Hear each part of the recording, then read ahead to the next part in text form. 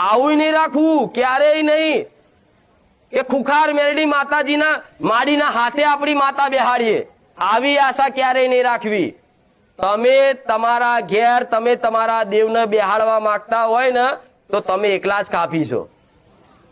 એને તો ભાવ જોઈએ છે. તમારા કાકા કુટુંબ ઘર પરિવાર ના માનતું હોય ને પણ એક દીકરો, ખાલી એક ઘરમાં એક દીકરો મને માનતો હોય ને અને કે હે માં મેલડી, માં તું અમારા વડવાઓની માતા ચો છું, માં હું તને બોલાવું છું, આય.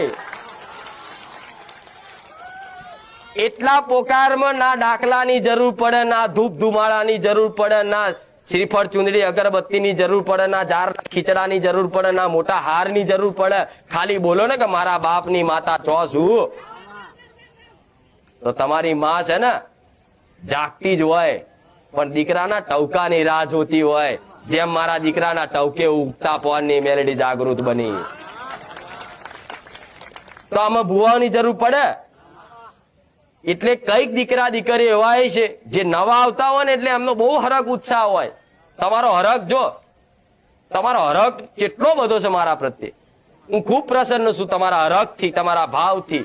તમે આ જે માં કરો છો, હું આવું તાર મારા દર્શન કરવા પડાપડી કરો છો, મારી ચૂંદડી ખેંચો છો, માથે હાથ પકડીને મેલાવડાવો છો. તમને જેટલો હરખ છે ને એનાથી હું પ્રસન્ન